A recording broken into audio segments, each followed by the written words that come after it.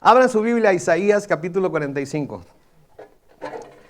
Isaías capítulo 45.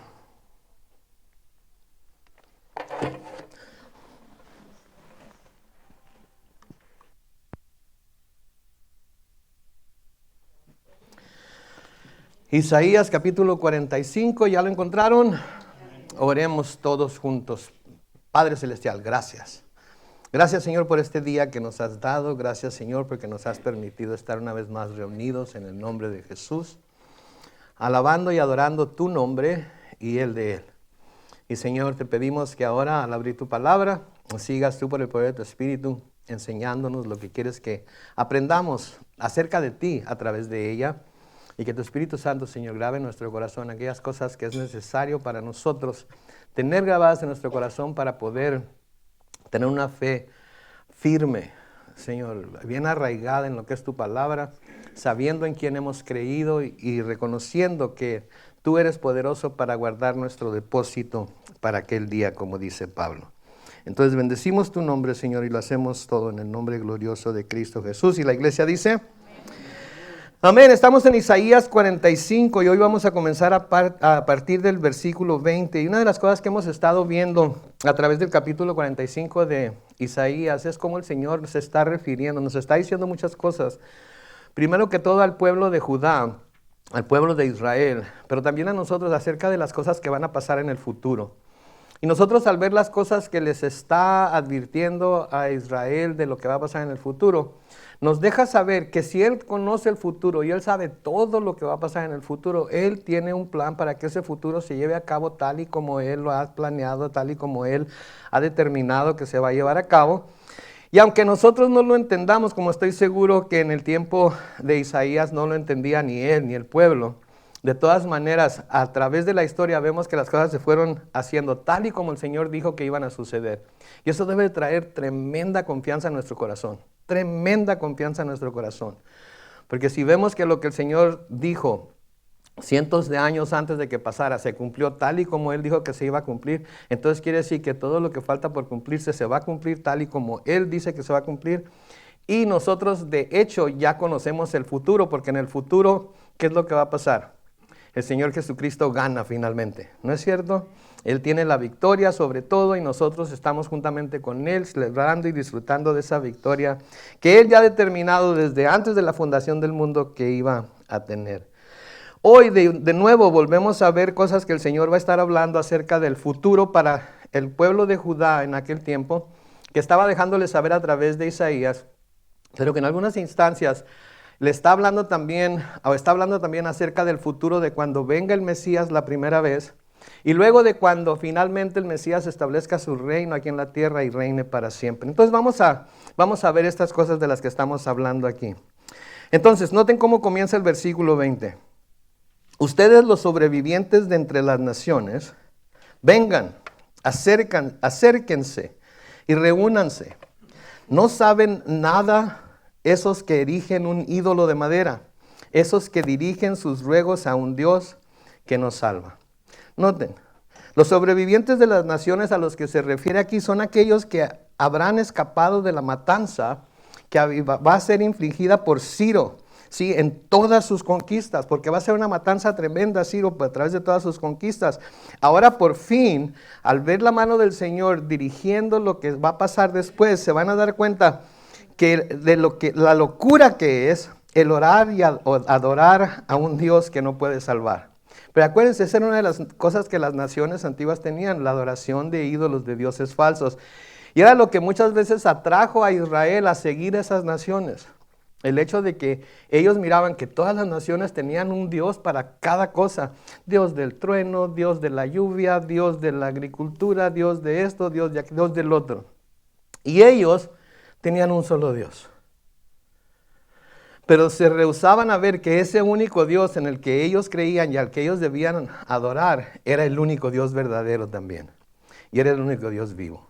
Y esa es una de las cosas sobre las que nosotros tenemos que poner mucha atención y tener mucho cuidado de que nuestro corazón no se vaya atrás de estas creencias a veces o de estas corrientes en el mundo en donde se nos incita, se nos invita a creer en todo tipo de cosas creadas por el hombre, para tratar de solucionar nuestros problemas y no en el Dios verdadero. Entonces, el hecho de que se dirija aquí a las naciones, ¿sí?, nos habla de la intención de Dios de salvar a todo el mundo y no solo a los judíos. Porque los judíos pensaban que ellos eran los únicos, como era el pueblo escogido de Dios, ellos eran los únicos sobre los que Dios iba a caer su favor, sobre los que Dios iba a traer salvación. Pero el Señor aquí nos está mostrando que es a todas las naciones. Ahora, algo que tiene un paralelo en el Nuevo Testamento y en el futuro, es que se nos dice en el libro de Apocalipsis que va a llegar el día en el que todas las naciones se van a acercar a nuestro Señor. Va a haber gente de toda lengua, toda nación, etcétera, etcétera. Y todos van a ir al Señor a buscarlo, todos van a adorarle en Jerusalén. Entonces aquí está diciéndoles a las naciones de aquel tiempo, pero al futuro nos está diciendo también lo que va a suceder en los tiempos finales, ¿sí? En el versículo 21, noten lo que dice. Digan a todos que se acerquen y que se reúnan a deliberar. ¿Quién dio a saber esto desde el principio? ¿Quién sino yo? El Señor lo dio a conocer desde entonces. No hay más Dios que yo, Dios justo y salvador. No hay otro fuera de mí.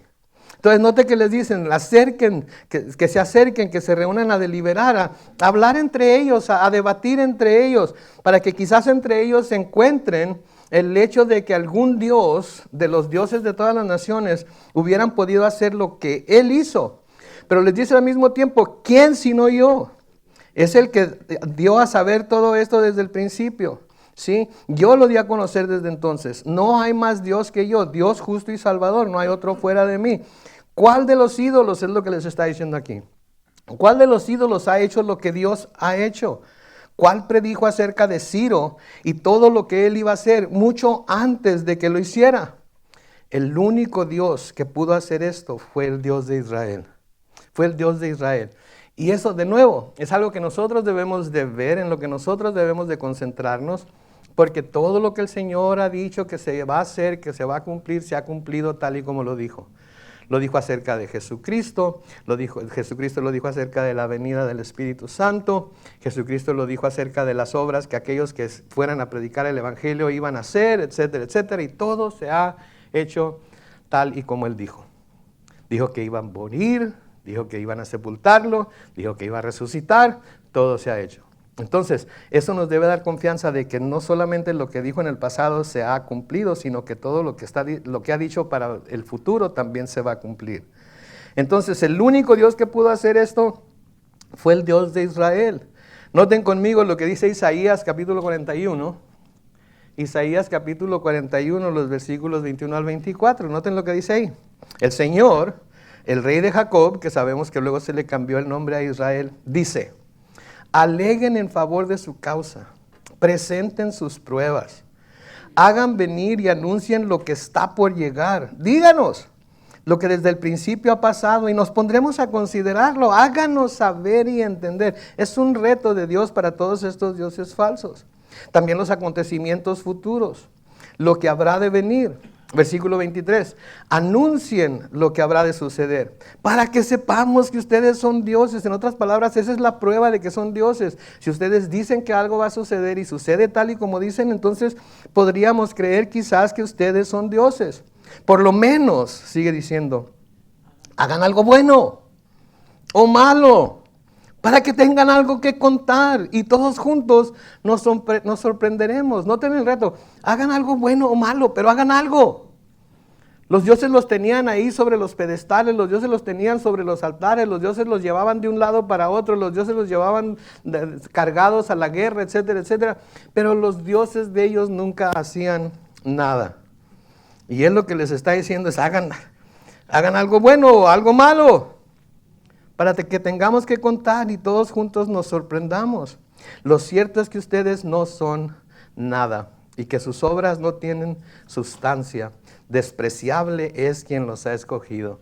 Noten lo que dice acerca de la persona que busca su protección, que busca su dirección, que busca consejo en los que no son dioses, que busca consejo en aquello que ha edificado, que ha levantado el hombre. ¿Cómo les dice? no tienen sustancia. Despreciables es quien los ha escogido. Es despreciable la persona que escoge ídolos falsos, la persona que escoge enseñanzas falsas, la persona que escoge dioses falsos en lugar de Dios, es despreciable porque si no deja de tomar esas decisiones, va a ser encontrado falto. ¿Y qué va a suceder cuando venga el rapto de la iglesia? Se va a quedar, se va a quedar. Y luego noten lo que dice el versículo 22. Pongan sus ojos en mí todos los términos de la tierra y reciban salvación, porque yo soy Dios y no hay más. Amén. Noten lo que dice ahí. Pongan sus ojos en mí todos los términos de la tierra. No nada más los judíos, todos los términos de la tierra. Y si ponen sus ojos en Él, ¿qué van a recibir? Reciban salvación, porque yo soy Dios y no hay más. ¿Qué significa esto de poner los ojos en el Señor? Poner los ojos en el Señor quiere decir volverse a Él. Volverse a Él. Si yo me doy la vuelta y les doy la espalda, tengo que volverme hacia ustedes para poderlos ver, ¿cierto? Entonces lo que les está diciendo es, ustedes me han dado la espalda. Ustedes me han dejado, ustedes me han abandonado, pero pongan sus ojos sobre mí, pongan sus ojos en mí. Quiere decir, dejar el camino por el que se está yendo y volverse al camino trazado por Dios. O sea, que lo que los está llamando a qué hacer, los está llamando a arrepentirse, es un llamado al arrepentimiento. Es un llamado a que dejen de ir en la dirección en la que van y se vuelvan a Él. Dejen de ver a los dioses falsos y los dioses ajenos a los que están siguiendo y se vuelvan a Él y lo busquen a Él. Y esto tiene una enseñanza muy profunda en un suceso que pasó en el Antiguo Testamento, pero que luego se volvió a repetir de cierta manera o se ilustra en el Nuevo Testamento. ¿Se acuerdan ustedes cuando el pueblo de Israel salió de Egipto? Y una de las cosas para las que eran muy buenos, ¿para qué eran? ¿Para qué eran buenos? Para renegar, para quejarse, para murmurar, dicen las Escrituras.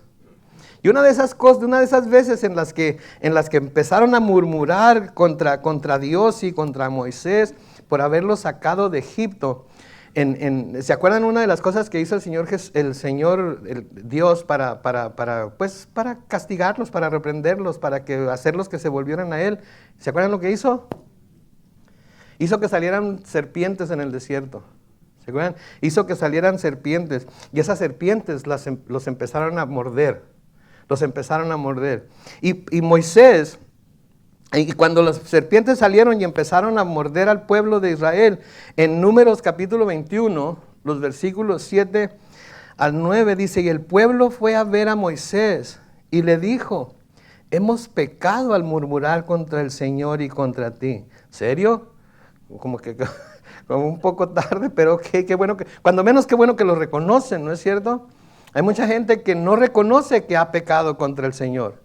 Hay mucha gente que no reconoce su pecado. Hay mucha gente que no confiesa su pecado o que es pecador. Hay mucha gente que en lugar de confesar el pecado, en lugar de volverse al Señor, en lugar de decir que han pecado, deciden justificarse a sí mismos y presentar todo tipo de argumentos del por qué hicieron lo que hicieron o dejaron de hacer lo que dejaron de hacer. Y todo el mundo tiene la culpa, menos ¿quién? Menos yo. Porque es la culpa de mi mamá, es la culpa de mi papá, es la culpa de mis hijos, es la culpa de mi cónyuge, es la culpa del pastor. El pastor, uy, qué bárbaro.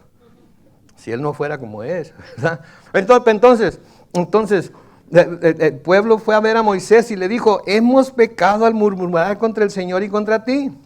Ruégale al Señor que nos quite estas serpientes.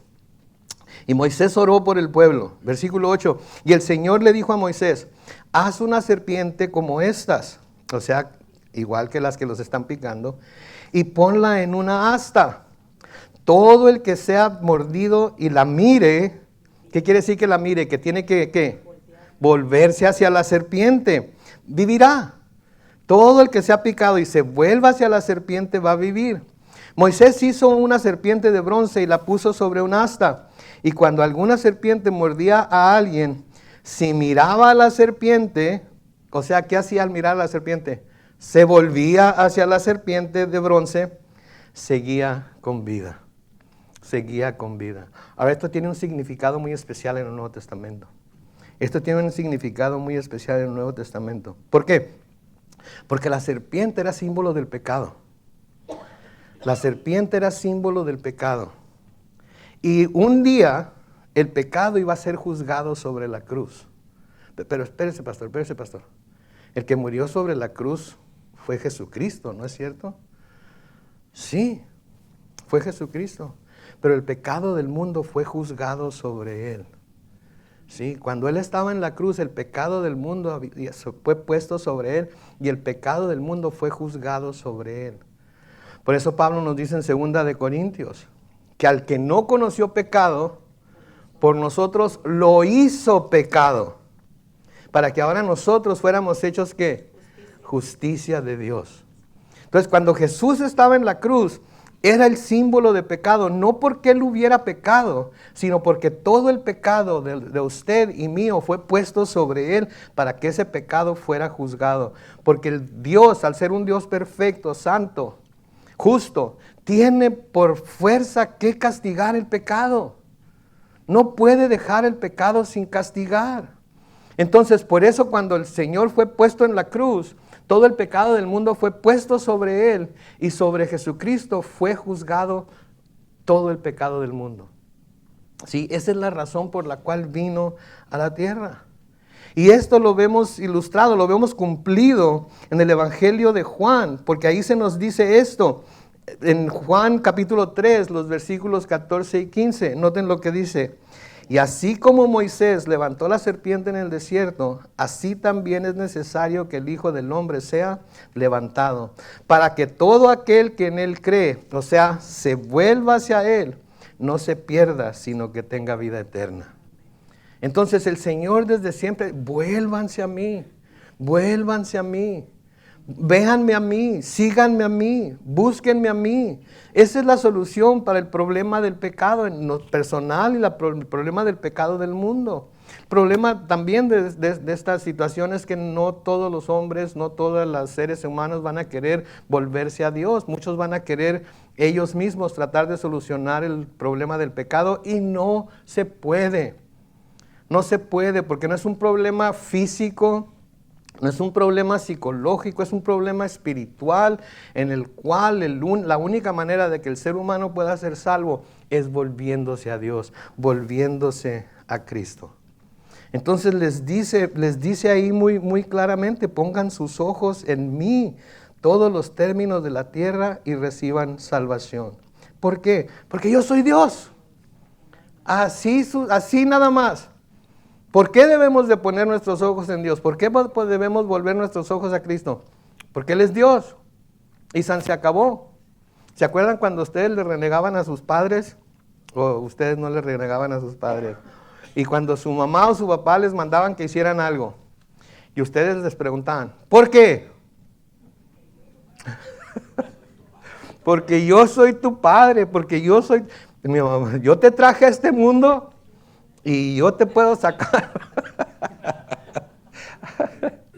Aunque nunca lo haría, yo sé. No sé, a lo mejor no llegué al límite, pero quién sabe. pero el Señor eso es lo que está diciendo. Sí, porque yo soy Dios y punto. Decía el pastor Brian, ¿saben qué? El pastor Brian que pastoreaba aquí en Calvary, San Diego hace mucho tiempo. Decía, ¿saben qué? El campo es de Dios, el bat es de Dios, el guante es de Dios, la pelota es de Dios. ¿Quién creen que va a ganar? Dios. Y un dicho de mi papá es, se quieren poner a las patadas con Sansón. Cuando no reconocemos a Dios como Dios, es como querernos poner a las patadas con Sansón. No vamos a ganar porque Él es Dios. Él es Dios. En Isaías capítulo 40, los versículos 25 al 26. Isaías capítulo 40, los versículos 25 al 26. Noten lo que dice ahí. ¿Con quién entonces pueden compararme? Dice el santo. Hablando de Dios, obviamente. Levanten los ojos al cielo y miren quién creó estas cosas. Él saca y cuenta su ejército de estrellas. A todas las llama por su nombre y ninguna de ellas falta. Tan grande es su poder, tan poderoso su dominio. ¿Por qué? Pues nada más haga un experimento. La próxima vez que no haya nubes en el cielo, en la noche, salga, mire hacia el cielo y trate de contar las estrellas. Trate de contar las estrellas. Por pequeña que sea la cantidad que hay, no las puede contar. Porque usted no las conoce, no las puede diferenciar la una de la otra. Dios sí las puede contar, sí las conoce por nombre y sí puede diferenciarlas la una de la otra. Entonces, ¿por qué tienen que buscar a Dios? Pues sí tienen que volver a Dios para encontrar salvación, porque Él es Dios. Y la última parte del versículo 22 dice, no hay más. No hay más, ningún otro Dios puede proveer a la humanidad la salvación que necesita. Por eso el Señor envió a su Hijo amado para salvar al mundo. Porque no hay nadie, ni nada, en este mundo, en el universo, no hay nadie ni nada que tenga la habilidad para salvar al hombre, que tenga la habilidad para salvar a la humanidad. Porque la humanidad, para poder ser salva, tiene que ser justa.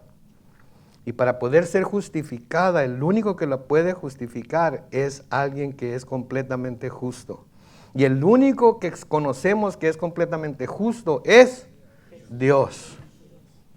Entonces el hombre se tiene que volver a Él. Y la razón por la que Dios está retrasando tanto el regreso de Jesucristo es porque le está dando la oportunidad al hombre de que se vuelva a Él.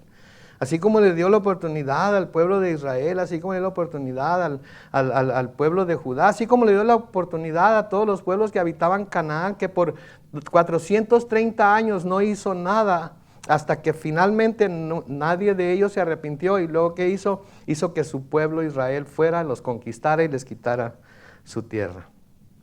Entonces el único que puede salvarnos, el único que puede proveer esa salvación que la humanidad necesita, es imperativo que tenga esa salvación, es el Señor. Y por eso envió a su Hijo amado a morir en la cruz por nosotros.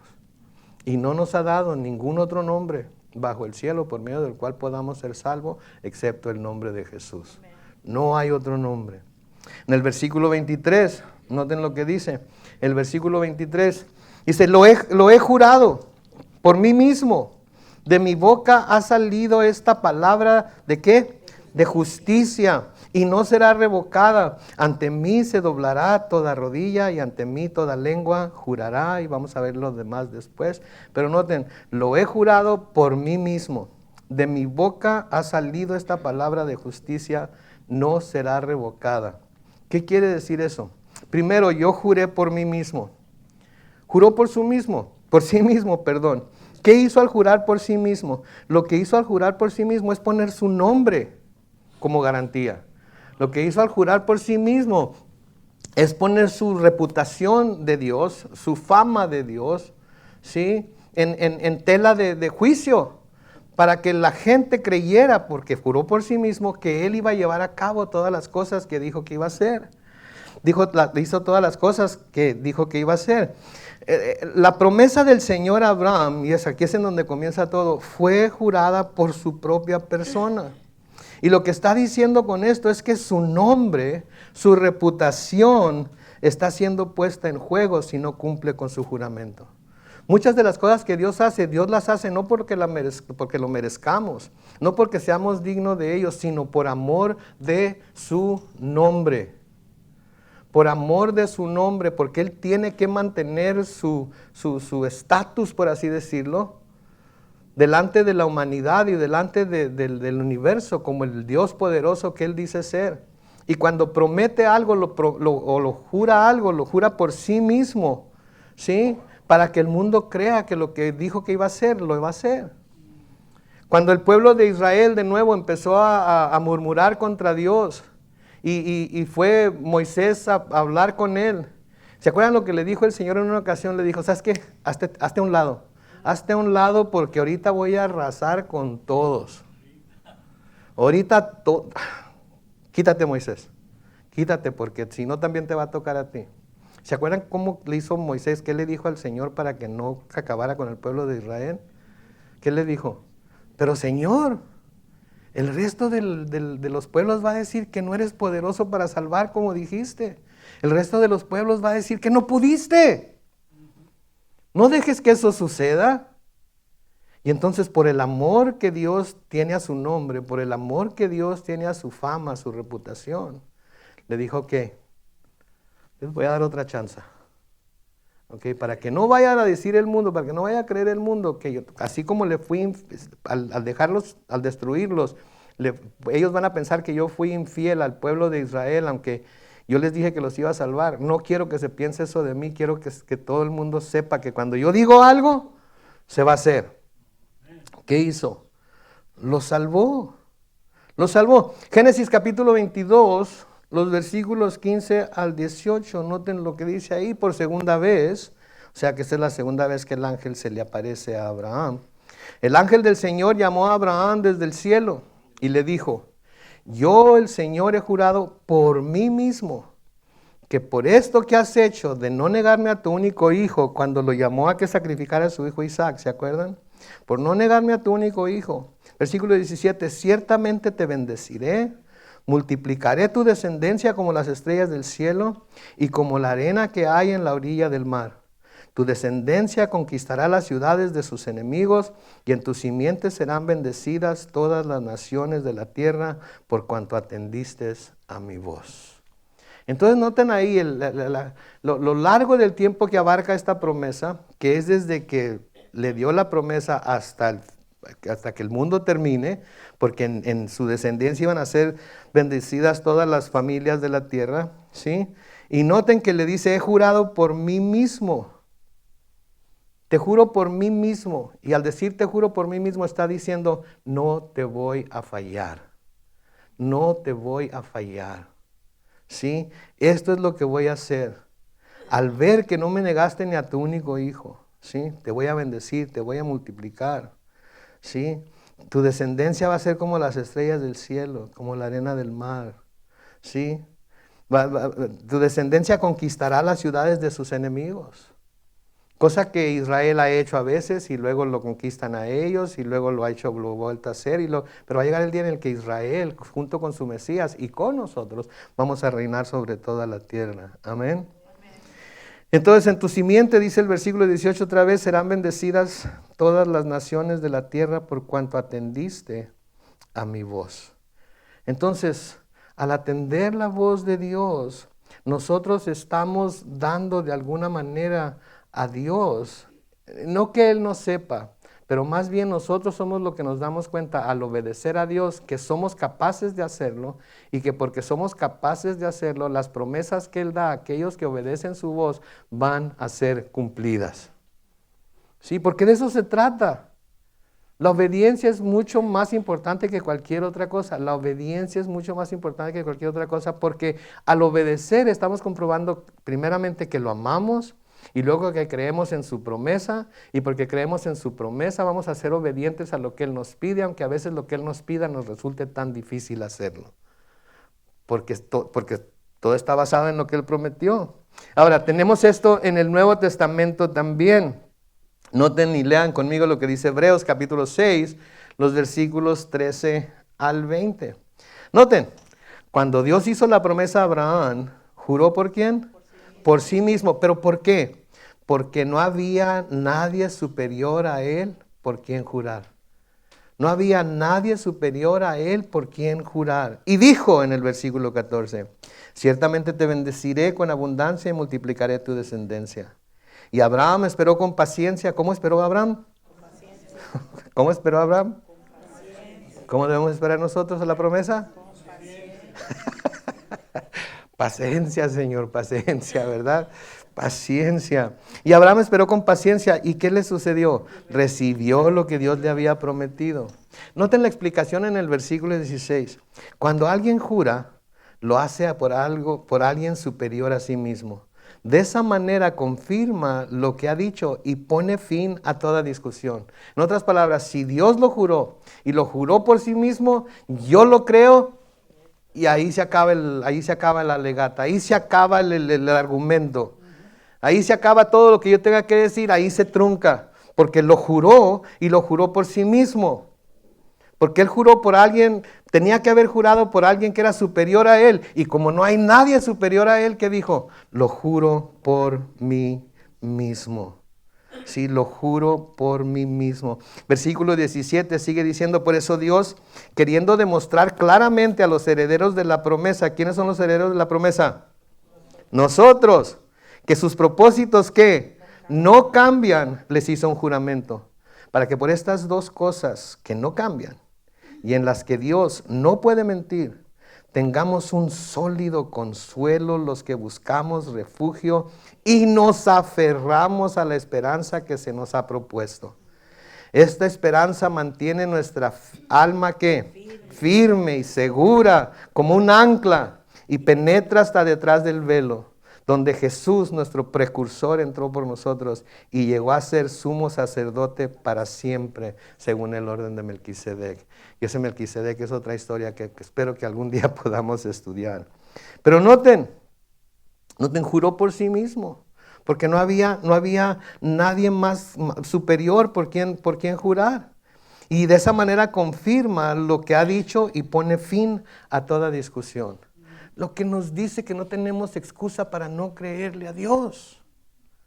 Lo que nos dice que no tenemos excusa para no creerle a Dios. Y si le creemos a Dios, entonces vamos a contar sus promesas como hechas de tal forma que no puede dejar de cumplirlas. Son una seguridad para nosotros. Pero las promesas que se nos han dado para nosotros. Y ahí es en donde tenemos que escudriñar lo de las promesas y qué promesas hizo y qué promesas no, qué promesas eran para qué tiempo y qué promesas son para nuestro tiempo, etcétera, etcétera. Porque hay gente que reclama todas las promesas hechas por Dios y muchas de ellas no son para todo el tiempo y para todo el mundo. Entonces tenemos que tener mucho cuidado con eso de las promesas. Y luego sigue diciendo ahí en el mismo versículo, de mi boca ha salido esta palabra de justicia y no será revocada. De mi boca ha salido esta palabra de justicia y no será revocada. ¿Qué quiere decir revocada? Que no se puede deshacer. Nadie puede decir que no es verdad. Nadie puede decir que bueno, pero eso lo dijo aquel entonces. No. O eso era para otro tipo de cultura. O eso funcionaba muy bien en los años 40 y 50, pero ahora en los años 2020 y tantos no es lo mismo. ¡No! Eso no es lo que dice la Biblia, no nos da permiso de hacer eso. Lo que era bueno en aquel entonces sigue siendo bueno hoy. ¿Saben ustedes cuántas enmiendas tiene la Constitución de Estados Unidos? ¿No? ¿No hay maestros entre nosotros? Creo que tiene 13. ¿Ok? Lo que quiere decir que la Constitución, que se supone que es la Carta Magna, ha tenido que ser modificada, cuando menos, y si lo checan, si lo googlean, y me equivoqué, por favor déjenme saber, pero creo que son 13. Pero la Carta Magna, que es la máxima ley del país, ha tenido que ser cambiada 13 veces. ¿Saben cuántos cambios se le han hecho a la Constitución mexicana? Como 300 cambios se le han hecho a la Constitución mexicana. Y cada vez que sale un delito que supuestamente es nuevo, otro cambio a la Constitución. ¿Saben cuántas veces se ha cambiado lo que dice la Biblia de principio a fin? Nunca. Sigue siendo vigente. Sigue diciendo lo mismo. Ya sé que lo googlearon. ¿Cuántas enmiendas? 27. Casi le daba. Casi le daba. Por eso no nos gustan a los pastores el Google. Porque todo lo que dice uno, luego ahí van, a ver si es cierto. No es cierto. Nos podemos equivocar, por eso les dije que lo googlearon. Fíjense nada más 27. Okay. Entonces, la palabra de Dios no será revocada. Ha salido su palabra de justicia y no será revocada. Nadie la va a cambiar. Nadie va a hacer que Dios cambie de opinión. Él ya dijo que todo el mundo era pecador, cuanto todos pecaron y están destituidos de la gloria de Dios, ¿verdad? Pero también Él ya dijo cómo el hombre puede ser salvo. Y la única manera que se puede ser salvo es por medio de Jesucristo. ¿verdad?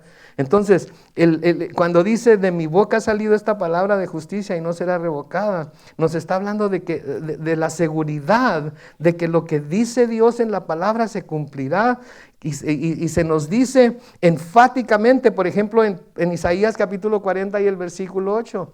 Isaías 40 y el versículo 8, noten lo que dice. Sí, la hierba se seca y la flor se marchita, pero la palabra de nuestro Dios permanece para siempre. Nada la va a cambiar. Nada la va a cambiar. En Ezequiel capítulo 12 y el versículo 25, ¿qué se nos dice ahí? Yo el Señor seré quien hable. Y lo que yo diga, ¿qué dice? Se cumplirá. Ya no habrá más demoras, pueblo rebelde. Voy a hablar y lo que yo diga se cumplirá. Y ustedes vivirán para verlo. Palabra de Dios el Señor. Lo que Él ha dicho en su palabra, nosotros vamos a vivir para verlo. Pero ¿qué tal si morimos antes del rapto? Vamos a vivir para... Acuérdense, cuando el cristiano muere aquí en la tierra, no muere. Sigue vivo. Y sigue viendo las obras de Dios desde la perspectiva de Dios, pero sigue viendo las obras de Dios. Y cuando el final de los tiempos venga, nosotros vamos a ver no solamente resucitado con Él, sino que vamos a venir a reinar con Él. Entonces, todo lo que su palabra nos ha dicho, lo vamos a ver. En el Nuevo Testamento, en Mateo capítulo 5, los versículos 17 y 18, noten lo que dice. No piensen ustedes que he venido para abolir la ley o los profetas. No he venido para abolir, sino para cumplir. Porque de cierto les digo que, mientras existan el cielo y la tierra, no pasará ni una jota ni una tilde de la ley hasta que todo se haya cumplido. Mientras que haya cielo, sí, mientras que haya tierra. ¿Y cuándo va a dejar de haber cielo y dejar de haber tierra? Cuando Dios venga y la destruya todo. Y nos dé cielos nuevos y tierra nueva. Hasta entonces. Y después de eso, todavía su palabra se va a seguir cumpliendo. Todavía su palabra. O sea que la palabra de Dios es segura, es confiable. La palabra de Dios es estable y no cambia. Entonces, ¿sobre qué debemos de edificar nuestra vida? Sobre la palabra de Dios. Es el único fundamento sólido. Ese es el único fundamento sobre el cual debemos construir nuestra vida, nuestro hogar, etcétera, etcétera. Y cuando vengan las tormentas no las van a destruir. La promesa del Señor de que ante mí se doblará toda rodilla se va a cumplir en Jesucristo. Se va a cumplir tiempo futuro en Jesucristo. Se ha estado cumpliendo desde que Jesucristo murió, resucitó y ascendió al cielo. Se ha estado cumpliendo, pero va a tener su cumplimiento final y total en el futuro. Cuando Él venga y establezca su reino milenial, y entonces sí, toda rodilla se va a doblar, toda lengua va a confesar que Jesucristo es el Señor. Filipenses capítulo 2, versículos 9 al 11, hablando de Jesucristo, por lo cual Dios también lo exaltó hasta lo sumo, que quiere decir hasta lo más alto, y le dio un nombre que es sobre todo nombre, para que en el nombre de Jesús se doble toda rodilla de los que están en los cielos y en la tierra y debajo de la tierra, y toda lengua confiese que Jesucristo es el Señor, para la gloria de Dios, el Padre. Todos. Entonces, o doblan la rodilla ahorita, y lo confiesan como Señor ahorita por su propia voluntad, o se esperan a que Él venga y establezca su reino y lo van a confesar y van a doblar la rodilla a fuerzas. Pero lo va a hacer. Lo va a hacer. Y yo prefiero doblar la rodilla ahorita y confesarlo ahorita por mi propia cuenta, ¿sí? Doblando mi voluntad a la de Él y no esperar a que Él venga y con vara de hierro me tenga que hacer hacerlo. Porque estoy cansado de que a través de toda mi vida hubo diferentes etapas en mi vida en las que tuvo que forzárseme a hacer lo que era correcto. Yo no sé ustedes, pero a mí muchas veces me tuvieron que forzar a hacer lo que estaba correcto. Aunque yo sabía que era lo correcto para hacer. Pero tiene uno esa rebeldía que viene de lo más profundo, viene con la naturaleza pecaminosa que se quiere quitar de encima cualquier cosa que lo quiera poner en el camino correcto. Sí, lean el Salmo 2 y verán cómo los reyes de la tierra quieren quitarse las cuerdas del Mesías de encima para que no reine sobre ellos. Entonces tenemos un día toda lengua va a confesar, toda rodilla se va a doblar y va a confesar a Jesucristo como Señor para la gloria de Dios el Padre. Y luego noten el versículo 24 de nuevo, toda la lengua jurará y dirá de mí, ciertamente en el Señor están, ¿qué? La justicia y la fuerza. Todos los que se rebelan contra Él vendrán a su presencia y quedarán avergonzados. Cantábamos en uno de los cantos que cantamos hoy, Rey de justicia y Rey de verdad, ¿verdad? Pues ¿de dónde creen que sale todo eso? Pues de la Biblia, porque es la manera en la que Dios se presenta, ¿sí? Y es una de las cosas también que tenemos que tener cuidado, que cuando alabamos al Señor, adoramos al Señor por medio de la música, por medio del canto, lo que estamos cantando sea completamente bíblico. Porque mucha gente que viene a la iglesia es la única Biblia que va a leer. Los cantos, mucha gente extrae de nuestros cantos su teología. ¿Sabían ustedes eso? Mucha gente extrae de los cantos su teología, y si nuestros cantos no están basados teológicamente en lo que la palabra de Dios dice, van a tener una teología equivocada. Sí, entonces, nada más algo para pensar. Sí, entonces, ciertamente en el Señor están la justicia y la fuerza. Todos los que se rebelan contra Él vendrán a su presencia y quedarán avergonzados. Entonces Dios es el único justo. Hablábamos de que el hombre tiene que ser justificado, ¿verdad? La humanidad tiene que ser justificada. Pero el único que puede justificar es Dios, porque Él es el único justo. Nosotros no somos justos, aunque Él nos ve como justos.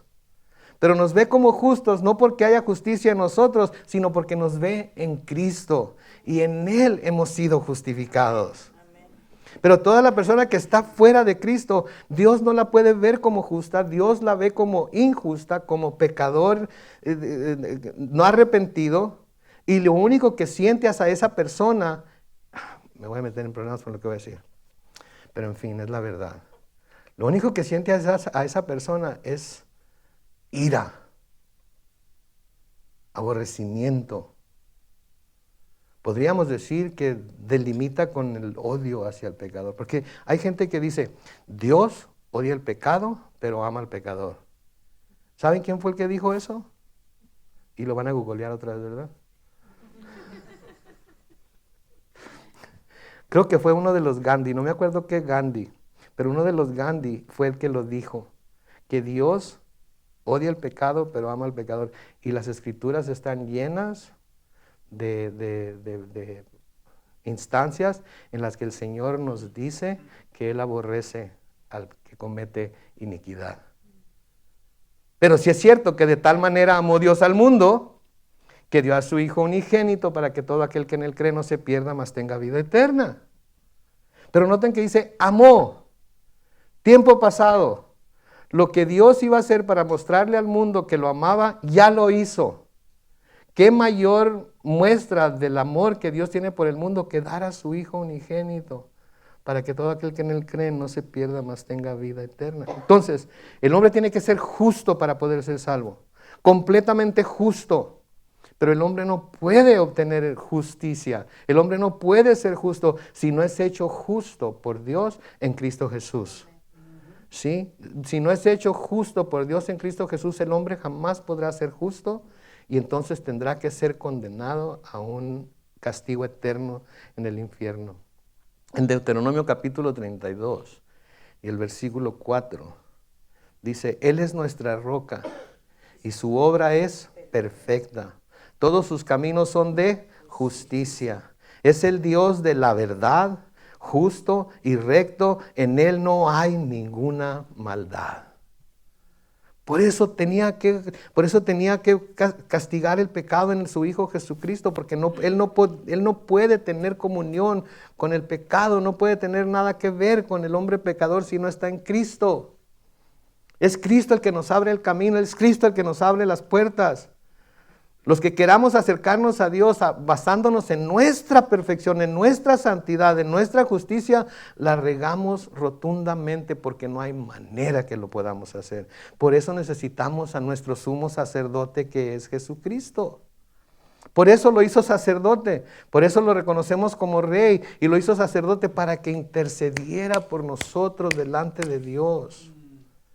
Y por eso tuvo que venir en forma humana para poder identificarse con nosotros y simpatizar con nosotros en nuestras debilidades.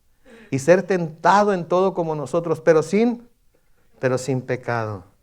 En el Salmo 97, los versículos 1 y 2, noten lo que dice: el Señor reina, que se regocije la tierra, que se alegren las muchas costas.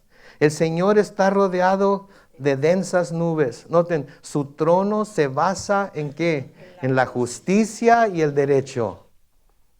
Lo que quiere decir que su trono está puesto, se lo sostienen. ¿Qué es lo que sostiene el trono de Dios? La justicia y el derecho. Dios es un Dios justo. Y no sé si podemos alcanzar a entender lo que eso quiere decir, que es un Dios justo. Y que a todos se les va a dar lo que merecen.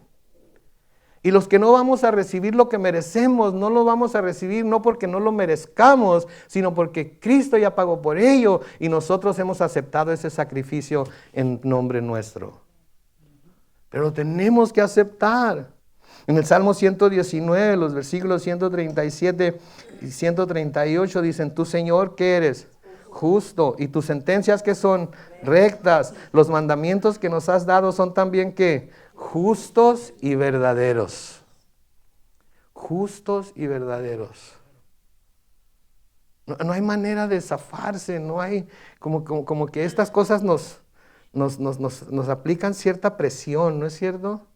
Y pónganse a pensar, debe de haber presión, porque por un lado tenemos la gracia de Dios, que es la salvación gratuitamente por medio de la fe, no por obras para que nadie se gloríe. Por otro lado tenemos la justicia de Dios, y esto nos aplica presión, como las cuerdas de la guitarra, ¿verdad? Cuando uno afina la guitarra tiene que aplicarle presión. Y cuando la guitarra está bien afinada, todas las cuerdas suenan en la nota que deben tocar, y cuando se tocan los acordes, por eso suenan como suenan, porque están afinadas. El Señor así nos afina con nosotros. Por este lado tenemos la gracia, la misericordia y el amor. Por este lado tenemos la justicia. Y eso a veces nos hace, ¿verdad? Pero para eso está diseñado, para que nos lleve a pensar, para que nos lleve a meditar en ello. Y para que nos lleve a reconocer que necesito hacerme hacia Jesús. Necesito volverme a Él. Y dejar a un lado tratar de ganarme la salvación por las cosas buenas que yo hago. Porque no hay bueno ni aún. ¿Y qué dice Isaías? Que todas nuestras obras son como trapos de inmundicia. ¿Verdad? En Romanos capítulo 3, los versículos 22 al 26, noten, la justicia de Dios por medio de la fe en Jesucristo es ¿para quién? Para todos los que creen en Él. Pues no hay diferencia alguna, por cuanto todos pecaron y están destituidos de la gloria de Dios. Pero son justificados, ¿cómo? Gratuitamente por su gracia mediante la redención que proveyó Cristo Jesús, a quien Dios puso como sacrificio de expiación por medio de la fe en su sangre. Esto lo hizo Dios para manifestar su justicia, pues en su paciencia ha pasado por alto los pecados pasados, para manifestar su justicia en este tiempo, a fin de que Él sea el justo y al mismo tiempo el que justifica a los que tiene fe, al que tiene fe en Jesús. Él es el justo y el que justifica. Y por eso tiene el poder para justificarnos. ¿Por qué? Porque Él es justo y su justicia es verdad. Y nadie puede alegar con Él. Porque si Él nos declara justos, no hay nadie que pueda declararnos injustos otra vez. Mis hermanos, esta es una seguridad tremenda que debemos tener en nuestro corazón. Porque hay muchos cristianos que viven dudando. Que viven, como dice mi mamá, con el alma en un hilo. Pero es que yo esto, pero es que yo aquello, pero que... ¡Wow! No se trata de lo que tú estás haciendo, se trata de lo que Jesús hizo por ti. ¿Sí? Y sí, se trata de que te examines tú mismo, se trata de que veas que estás en la fe, etcétera, pero se trata de lo que Jesús hizo por ti. Segunda de Corintios capítulo 5, versículo 21 dice, al que no cometió ningún pecado, por nosotros Dios lo hizo pecado para que en él nosotros fuéramos hechos ¿qué? Justicia de Dios. Por favor, que eso se caiga en el cerebro, llegue al corazón y entendamos que ahora somos la justicia de Dios en Cristo Jesús. Yo no sé ustedes, pero esto me asombra a mí porque yo sé la clase de persona tan injusta que he sido y que a veces sigo siendo. Y luego nos dice que Dios es nuestra fortaleza. ¿Se dan cuenta ustedes? Él es justicia, pero Él es nuestra fortaleza. Y en las situaciones más difíciles de soportar, Él es quien nos fortalece para seguir adelante. Él es quien nos fortalece. En el Salmo 46 y el versículo 1, noten lo que dice. Dios es nuestro amparo y que fortaleza nuestro pronto auxilio en todos los problemas. En todos los problemas. En el Salmo 81, los versículos 1 y 2, noten lo que dice. Cantemos con gozo a Dios, nuestra fortaleza. Aclamemos con júbilo al Dios de Jacob. Entonemos cánticos al son del pandero, de la melodía, de la melodiosa arpa y del salterio. Por eso le cantamos, mis hermanos. Por eso lo adoramos, por eso lo alabamos. Lo que cantamos, lo que se toca, etcétera, no es para hacernos sentir bien a nosotros, aunque nos hace sentir bien a nosotros y nos encanta cómo nos sentimos cuando le estamos cantando al Señor y algunos de estos cantos nos mueven hasta el llanto, pero no es para nosotros, es para Él. Es para Él y con esa mentalidad debemos venir a la iglesia. Es para esto que estamos haciendo, es para Él. Es para que Él nos enseñe y nosotros podamos responder a Él con amor, podamos responder a Él con obediencia. Sí, en el Salmo 84, los versículos 5 al 7 dice, ¡cuán felices son los que hallan fuerzas en ti! ¿Son felices? Amén. Los que ponen su corazón en tus caminos. Y luego noten, cuando cruzan por el valle de lágrimas, cambian su aridez en un manantial al llenar la lluvia los estanques. Van de victoria en victoria hasta llegar a verte, oh Dios, en Sión. Cantábamos acerca de Sión hace un momento y cómo queremos estar ahí, ¿verdad? De eso es de lo que está hablando. Y cuando, es cierto, cuando cruzamos por el valle de lágrimas, y algunos de nosotros cruzamos por el valle de lágrimas seguido, ¿sí? Seguido, pero aun cuando cruzamos por ese valle de lágrimas, nuestra aridez se cambia en un manantial como se llena, que se llena como cuando se llenan los estanques de lluvia. Y luego noten, vamos de victoria en victoria hasta llegar a verte un día, Dios, en Sión. Mientras estamos aquí, vamos de victoria. Sí, hay veces que tropezamos y caemos. Sí, hay veces que no nos dimos ni cuenta de cómo, pero estamos en las tristezas más profundas y los llantos más chillones que pudiéramos estar. Ni cuenta nos dimos cuándo, pero ahí estamos. Pero de todas maneras, vamos de victoria en victoria, pero va a llegar el día en que lo vamos a ver en Sión. Y luego noten que sigue diciendo el mismo versículo, todos los que se rebelan contra Él vendrán a su presencia y quedarán avergonzados. Todos los que se rebelan contra Él, contra Dios, vendrán a su presencia y quedarán avergonzados. Salmo 25, 1 al 3 dice, a ti, Señor, elevo mi alma. Eres mi Dios y en ti confío. No permitas que mis enemigos me avergüencen y se burlen de mí. No permitas que sean avergonzados los que en ti ponen su esperanza. Más bien que sean puestos en vergüenza los que sin razón se rebelan contra ti. Qué celo del salmista por Dios. Aunque Dios no lo necesita, de todas maneras su celo es porque Dios. Porque la gente no se burle de Dios. Porque la gente no tome a la ligera lo que Dios está ofreciendo. Pero va a llegar el día en el que todas estas gentes rebeldes van a ser avergonzados. En Isaías 26, el versículo 11. Señor, tú has levantado la mano, pero tus enemigos no la ven. Haz que la vean. Y que se avergüencen los que envidian a tu pueblo.